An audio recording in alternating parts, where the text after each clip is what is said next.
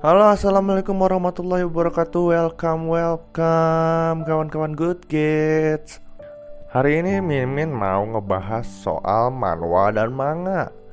Kalian tahu nggak manhwa dan manga perbedaannya apa? Apa jangan-jangan kalian cuma mikir manhwa, manga atau eh, gambar-gambar itu semuanya itu mah komik aja gitu. Sebenarnya banyak modelan komik kayak manhwa, manga, terus ada lagi komik yang komik DC, Marvel segala macam, itu sebenarnya berbeda-beda jenisnya. Nah, kali ini Mimin mau ngebahas manhwa dan manga. Kalau manhwa, sekedar informasi aja ya. Kalau manhwa itu komik yang berasal dari Korea Selatan. Itu tuh semacam solo leveling, localism, true beauty. Mungkin kalau lu udah sering baca webtoon, lu sudah familiar dengan gambaran-gambaran komik yang ada di Korea Selatan, komik-komik manhwa itu. Sedangkan kalau manga itu tuh kayak One Piece, Naruto, terus Demon Slayer, terus makin banyak lagi ya, Jujutsu no Kaisen itu juga termasuk manga. Itu gambarannya biasanya berbedanya kalau misalkan dari Korea Selatan itu dia lebih simpel dibanding sama yang Jepang. Jepang itu sampai detail-detail backgroundnya dia ada. Nah, sekarang Mimin mau ngebahas di sini tuh potensi manhwa Korea melawan manga Jepang. Bayang pun, negara Korea sekarang udah bisa ngelawan manganya Jepang. Tuh, bayangin. Nah, ini tuh kemarin-kemarin tuh kan Korea Selatan tuh Korea Selatan maksudnya tuh penduduk Korea Selatan tuh lagi hype tuh.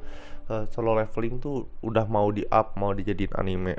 Itu bakal keren banget sih karena Mimin sendiri baca solo leveling dan emang dia ngebuat manhwanya itu asik banget sih. Kasarnya bakal banyak skill-skill dan uh, fitur-fitur yang bakal keren sih, gue yakin.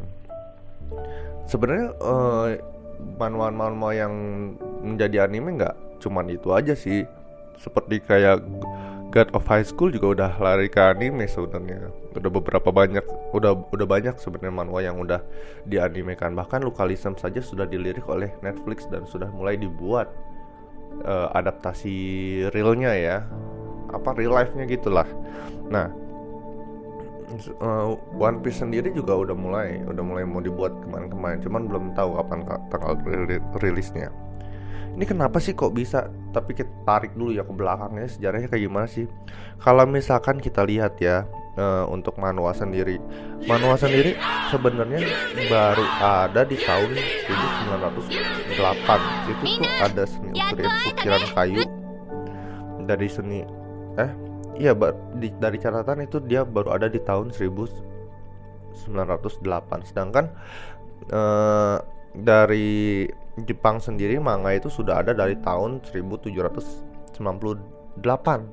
Sama-sama 8 belakangnya. Nah, kenapa sih kok bisa gitu Korea senang sama bukan senang sih, punya komik yang mirip-mirip gitu sama Jepang. Ternyata Korea sendiri pernah tuh dijajah sama Jepang. Ya, dulu tuh Korea tuh pernah dijajah dari tahun 1910 sampai 1945, sama kayak Indonesia. Nah, karena perang itu apa namanya? Mungkin banyaklah kultur-kultur Jepang yang akhirnya diadaptasi oleh Korea. Mungkin jangan-jangan orang Indonesia senang manga juga gara-gara itu ya, gara-gara pernah dijajah Jepang ya. Nah, terus kita balik lagi ke topik. Ternyata semenjak dari tahun 1945 itu kan Jepang kalah, terus akhirnya dia fokus membangun negara Korea itu sibuk membangun pemerintahan, sedangkan industri manganya Jepang itu meningkat pesat. Karena apa ya? Mungkin karena dulu tentara-tentara Jepang mungkin suka baca manga, pas lagi ngejajah dia baca manga. Nah, dah itu tuh ternyata aduh anjing. Nah, ternyata pas lagi kita lihat di manual Korea juga mulai menarik perhatian investor luar seperti Arab Saudi, Singapura. Menurut mereka manual itu masih kecil tapi bisa tumbuh dengan cepat, ya jelas lah. Makanya mereka mulai investasi di sana dan contohnya solo leveling ini sukses, akhirnya dia melejit gila-gilaan ya kan. Apakah bisa nggak sih ke manualnya Korea melampaui Jepang? Sulit sih kalau menurut gua, tapi nggak ada yang nggak mustahil ya. Eh, Sekarang Jepang aja lagi krisis kelahiran. Maksudnya tuh banyak orang-orang Jepang yang malas beranak. Bahkan kemarin-kemarin banyak rumah-rumahnya yang dikasih itu aja lah untuk orang-orang Jepang yang belum punya rumah. Ini siapa yang mau rumah dikasih aja gitu, cuma-cuma saking sana susahnya tingkat kelahiran. Itu menyebabkan mungkin tidak lahir lagi komika-komika, atau bukan komika, mangaka Jepang selanjutnya ya. Takutnya kalau misalkan ini bakal terus menerus, nah ini mangaka di Jepang itu bakal menurun.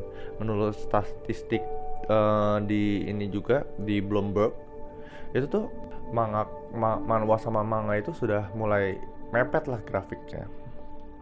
Walaupun ya Korea Selatan itu lebih hype sama K-popnya ya dibanding manhwanya, tapi tidak menutup kemungkinan bahwa suatu saat manhwa mungkin bakal di atas manga. Kita lihat aja ya, kita nikmatin, kita sebagai penikmat saja gitu, jangan sampai jadi fanatik, jadi wibu. Oke, gitu aja. Tapi gue pikir ya kapan ya kira-kira di Indonesia sendiri bakal ada kayak gini, bakal membuat komik sendiri dan sampai booming. Kita lihat saja. Sekian dari saya. Kalau lu suka silakan tinggal like, share dan subscribe ya. Jangan lupa komen-komen misalkan lu mau suka dengan bahasan saya, terus mau ngebahas yang lain gitu, bang gini ya silahkan tinggal di komen, nanti gua bahas bareng-bareng ya, kita diskusiin bareng-bareng. Terima kasih. Wassalamualaikum warahmatullahi wabarakatuh.